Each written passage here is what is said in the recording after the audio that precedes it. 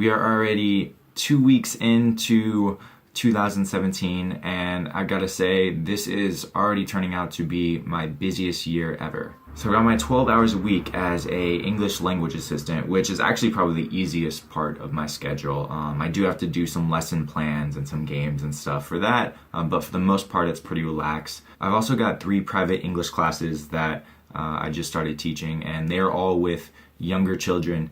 So they're actually kind of a bit of a challenge. I've got to do a lot of planning, games and activities and different lessons for that. And I've got another class maybe in the works. So I might have 4 private classes. Just started going to the gym again, so 3 workouts a week. Tracking my diet because I want to gain some muscle, and got a blog that I want to get at least a few posts a week out on, and this YouTube channel, which is going to be, my goal is 2 videos per week at least. So filming, editing every week, I want to make it a consistent habit. In addition to all of that, I've got my typical kind of self-improvement habits that I try to take on, which is just meditating, reading, journaling, things like that. And I want to maintain a very active social life this year. So this is going to be a very interesting year. I've never taken on this much, and I'm a little worried. I'm not gonna lie. I've got some doubts on whether or not I can handle it all, but I'm also extremely motivated, and I've got a lot of, I guess, like ambition. I have all these things I want to accomplish. I'm not sure if I'm gonna be able to fit it all in like I'd like to, but I'm gonna go after it as hard as I can. So this current state of motivation I have is actually pretty shocking for me. I think back to literally this time last year, back in 2016, and I was the complete opposite. I had no motivation. I didn't want to do anything. I spent most of my days, in addition to my 12 hours a week as a teaching assistant, I didn't have any private classes.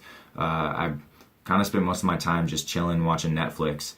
So I wanted to talk about in this video kind of how I made the shift from being, for all intents and purposes, a lazy bum, which, isn't bad all the time, but it wasn't where I wanted to be at in my life. I had a hard time finding motivation. So from there to how I got to now, where I'm probably taking on a little bit too much and in too short of a time, but I'm just filled with motivation and filled with ambition. So this shift in motivation really comes down to, I guess you could say, 2 different focuses.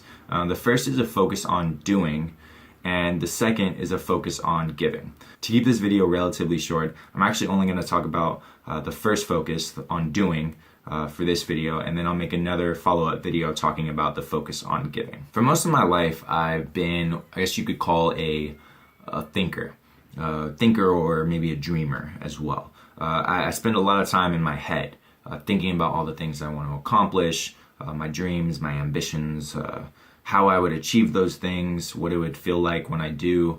But despite all these dreams and plans and stuff I'd like to accomplish, I've very rarely taken action on those. Being a thinker, I think, has 2 main causes. The first is a fear of just being tired of having your energy depleted. So last year, when I spent most of my time watching Netflix and not really doing too much in terms of making my life better, I would say the thought of actually going after my goals, of maybe even starting a website or a blog or something like that, it was exhausting just thinking about it. I was like, how could I ever accomplish that? And the second cause, I think, which really ties into this, is a subtle perfectionism, I guess you could say. So when you're thinking a lot about your goals and all the things you want to accomplish, it's very easy to imagine a perfect end to it all. This is kind of a big problem I've noticed in most of my goals and ambitions, is for pretty much anything I want to accomplish, at the start, I don't know how. I don't know the best way to do things. And I think that stops me from taking action in the first place, because, what if you make a mistake? What if you start and ends up failing? It's a desire for a perfect end result, which really ignores the messy reality of accomplishing anything. So getting past these fears and the overall condition of being a thinker, at first was actually, I think I got pretty lucky. In April of last year, I kind of had a convergence of inspiration for the blog I wanted to create and motivation to actually start it. So I sat down and was fortunate enough to actually act on it. And I just designed my WordPress site, An Appetite for Beauty. I sat and I spent a day or two just picking themes, picking fonts, the background, the header picture, all that kind of stuff, little things. But I found that by taking that initial action, it created a chain reaction that led to where I am now. So the cool thing about taking action in general is that it tends to create momentum. So I like to think of it as inertia. And I'm no scientist, and I probably didn't pay enough attention in science class, but from what I know, inertia is an object at rest will stay at rest, and an object that is moving will keep moving until something stops it. So this can be good or bad. If you're not doing anything, you're not really gonna want to do anything. It's gonna be a lot harder to get started. But the opposite's true as well. When you're moving, when you're taking action, you're gonna want to keep taking action. And I've experienced a steady increase in my desire for more action, more accomplishments, more ambitions in the past 7 or 8 months. So my advice, if you're struggling with motivation, or just that fear of either you're going to be tired from working really hard towards your goals, or you're scared because you don't know how to do something, you don't even know how to get started, my advice would be is literally just do it. And I know it's cliche, the Nike slogan, or my favorite, I love that Shia LaBeouf video of don't let your dreams be dreams, but it's so true. The key is it's not just do it, like go after that end result. It's start small. A big example for me of starting small was literally just starting this YouTube channel. And I don't know where this channel is going to lead. I don't know if it'll ever end up reaching a lot of people, but it's something I wanted to do, and I know that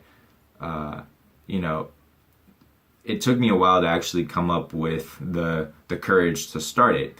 Part of it was because I was scared that I had no idea how. I've never talked to a camera before. This video has actually taken me about an hour to film, to be honest. So it's a difficult thing for me.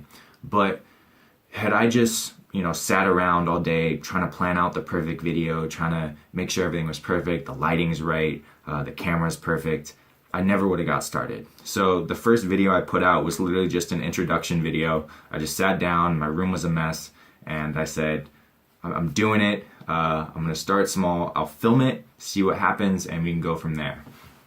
And every day, I find myself in a similar situation.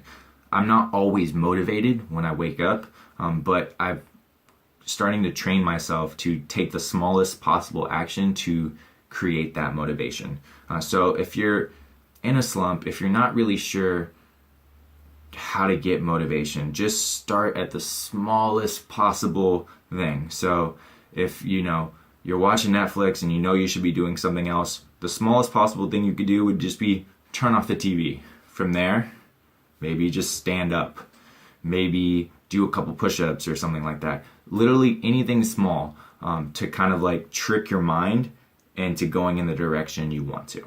So to end this video, I just want to say that I know that I am not a perfect example of this kind of idea of taking action and motivation, but I really wanted to share my own experience with it because it's something I've struggled with a lot, and the fact that I've gotten as far as I am, which I wouldn't even say I'm like successful, but like for me, my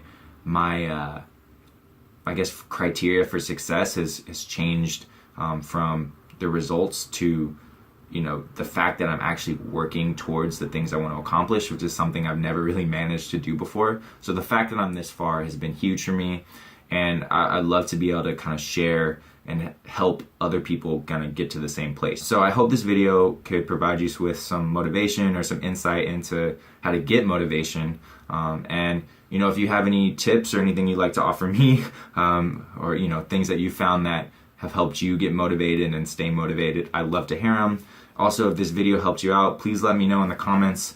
I know that this is kind of like a new area for me to talk about, so I love any feedback.